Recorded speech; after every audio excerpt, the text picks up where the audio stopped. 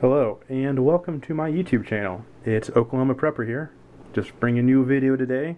Today is my very first video in here, so I apologize if I'm not the best at talking or anything like that. I will improve over time. Sometimes I do get a little nervous, but anyways, here we go. So today I want to talk to you about my Maxpedition Skinny Pack.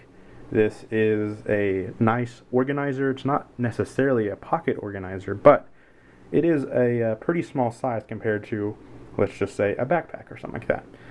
So it is probably dimensional-wise about, I would say probably about 3 or 4 inches wide, depending on how thick you pack it, and lengthwise this way, probably looking at about 6 or 7 inches, again, depending on how you pack it. Same with the thickness too, about a few inches thick depending on how you pack it. Now, of course, when it's not packed, it will have different dimensions. Starting on the outside here, I have this Velcro patch here. It's an American flag. As you can tell, I chose to put this one on here because I had it laying around, but you can put whatever patch you want on it. And then up front, there's this mesh pocket right here with some Velcro backing behind the Maxpedition. I don't have anything in there because it's kind of packed pretty tight, so I decided to just leave it blank. So what I'm going to do is I'm going to start on the outside. I'm going to tell you all about the outside, then I'll go into the inside. Starting on the outside, everything is completely double stitched all the way around. The stitching on here is phenomenal. The feel of the fabric is phenomenal. It's a 1000D Cordura nylon, which is really nice and stiff and thick fabric, which is really good for abrasion resistance. You have this nice handle, kind of a drag loop here with box stitching here as well, so it is really nice stitching all the way around with YKK zippers and big paracord pull tabs that are really long for your zippers as well. So material wise, it's really nice. They say this is a foliage green. To me it looks more like gray, but maybe my eyes are deceiving me. I'll let you guys decide that.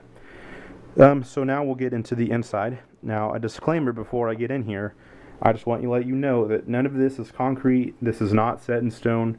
Everything in here always changes. It's very fluid. So tomorrow I may have something completely different in here, but today this is what I have it set at. But I do change the stuff in here pretty regularly, just to update with things I think I need or don't need or whatever. Stuff I may buy to put in here and then change some stuff out. So I will open it up. Here's the inside. I want to start from left to right, and I work my way from outside in for both of them. So starting here on the left side, we'll kind of focus on hanging off the key loop here. You can see is a multi-tool spork. Now this is by UTS or UST or whoever they are, just kind of a cheapo Walmart brand, but it's actually really nice. So you can see here, it has a hex bit wrench, has a can opener, a bottle opener, and a multi-tool spork. So this is kind of nice. It's only a few bucks, just good to have if I need to eat anything, get into a can or whatever, find some, I need to get some to eat.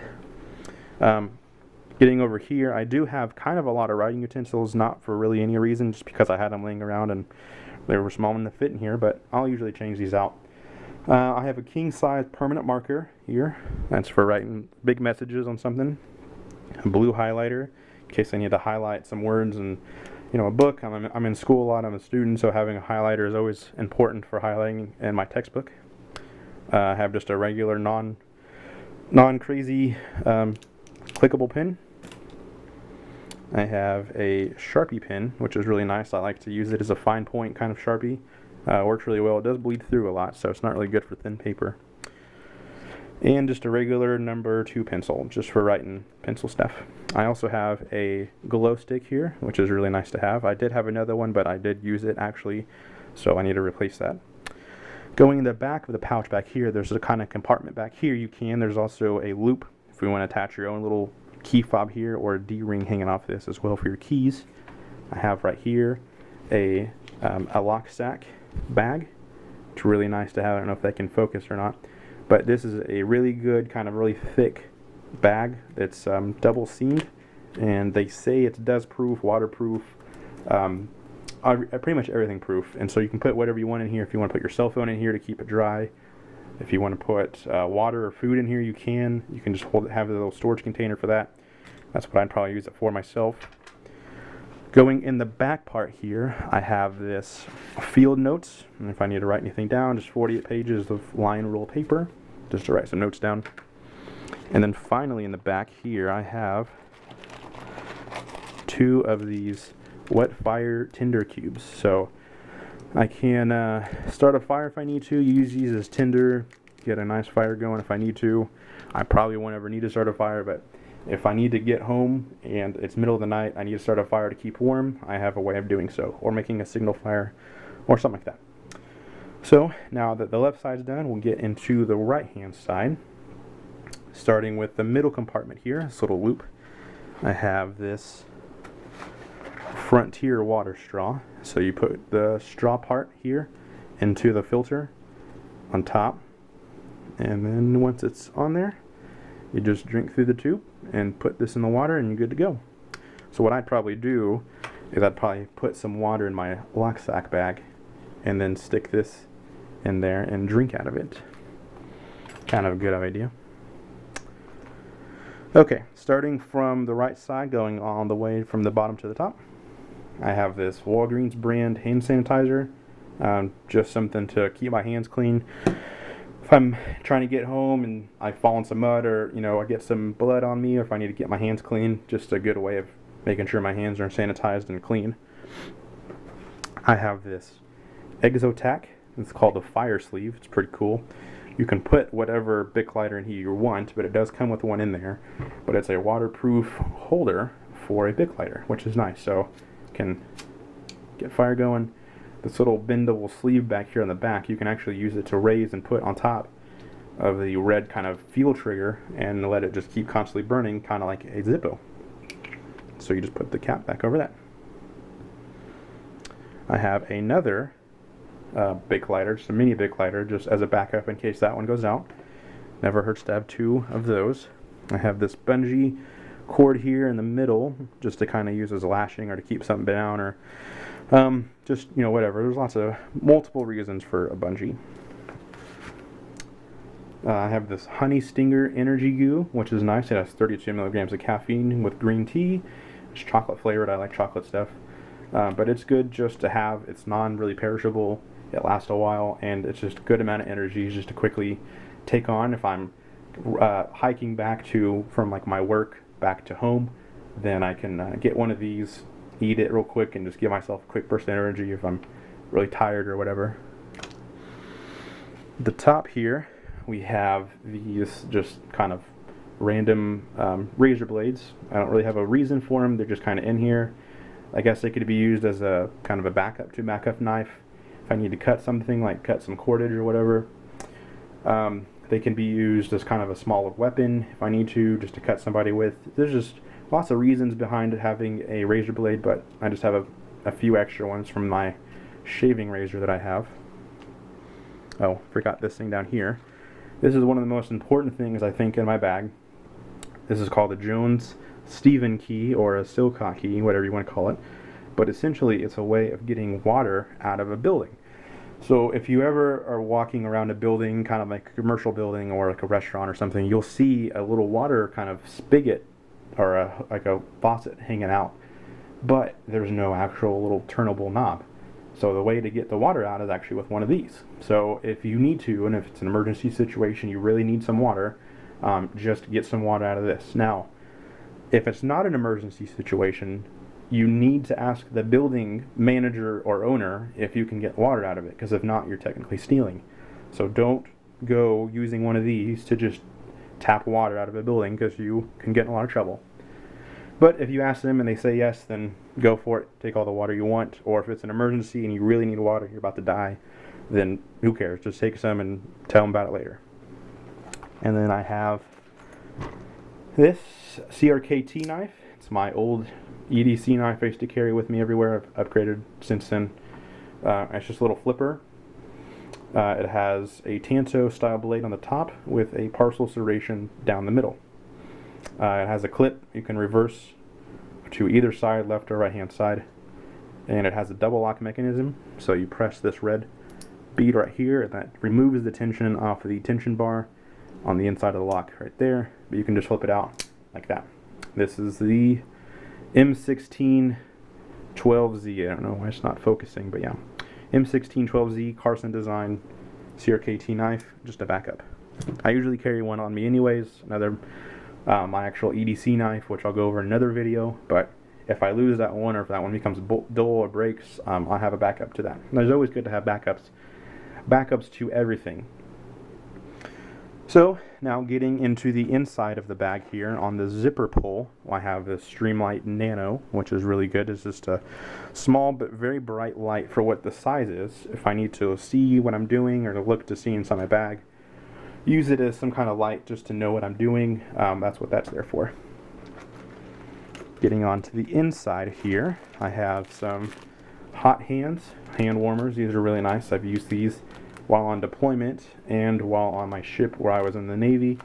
It would get really cold in the ship with no heat on watch for hours on end, and this definitely helped keep my hands warm. I put them in my shoes too, the feet warmers. Those were really nice. They definitely saved me, kept me warm, which was really nice. I have a small little SanDisk USB thumb drive. You can press and open it here. That if I need to transfer any files from one computer to another, or something that has personal information about me or just survival information, I put on some of these little memory card things. Just nice to have that with me. Also in here I have this mini little survival credit card size tool. Just a little generic one, doesn't really have a name to it, but it has stuff like a can opener, a bottle opener. There's kind of a little knife edge right here on the top, pry bar. I guess this is a sundial thing, I'm not too sure. A little hex bit wrench, a saw, which actually I've used before and has come in handy, and that's about it. But it does come with this card that tells you what each of the things are, which is really nice.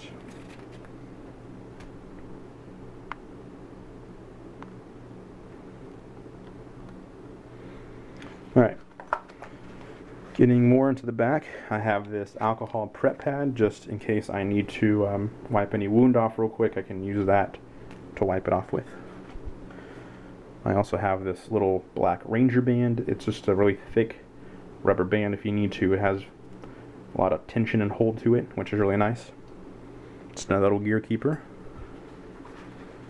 I have a pair of Rescue Essentials little roll of nitrile gloves, which is nice. So if I come upon anybody that's bleeding or needs any help, I don't want to get my blood or their blood on me, so I can put these gloves on and save my hands from getting dirty. I have a little pencil sharpener. So it is, of course, used to sharpen the pencil for a writing utensil, but another good useful tip that I learned from Sensible Prepper, that YouTube channel, is you can actually use it to use the shavings from the pencil and the wood from that, the scraps, to use as tinder for a fire, which is really nice. So you can use the pencil, turn it in here, get the little shavings, dump it out into a fire, and you can, or a little area, and you can use it to start a fire with, which is nice. So another little survival tip, using the pencil sharpener. And finally, it was rolled up. I guess I pulled it out. I have this elastic blue tourniquet, which is really nice, so I can wrap it around my leg or my arm or anybody else if they need to stop some bleeding. It's got a little tourniquet I got, and it looks to be about it. So that's everything inside of here. So like I said, this bag is always constantly changing. It never ever stays the same. Usually I change it about every day or so, maybe every week, with just different stuff. I'll change some stuff out here and there. But like I said, it goes with me in any bag. So normally it's in my backpack at school, and then I take that same bag to work as well, at the gun range I work at. If I need to, I can throw it in my get home bag or even my bug out bag as well. So just a little kind of bag or little organizer that I can keep some survival stuff in. I know it's not a one size fits all thing, but if you have some survival stuff you want to throw in there, you can. I'll probably end up adding maybe a little Mylar space blanket just for heat retention and as kind of a shock kind of thing for helping people in shock. I'll probably add some batteries and some Band-Aids as well. I need to add those. But anyways, that's all that's in this bag. I will be making another video of my school EDC bag that I have, which is a 511, and I'll eventually work my way into a my get home bag and my bug out bag, and some more videos as well. So thank you guys for watching the video. If you guys need anything else at all or have any questions about anything, let me know. If you like the video, please press the like button down below and subscribe if you want to. You can watch some more videos. I'll be making some more as well. You can follow me on social media. On Facebook, I'm at Oklahoma Prepper Channel. On Twitter, I'm Oklahoma Prepper, and on Instagram, I'm Oklahoma Prepper as well. So I'm on most social media. Follow me on there. I'll keep you guys updated. And anyways, thanks for watching my video.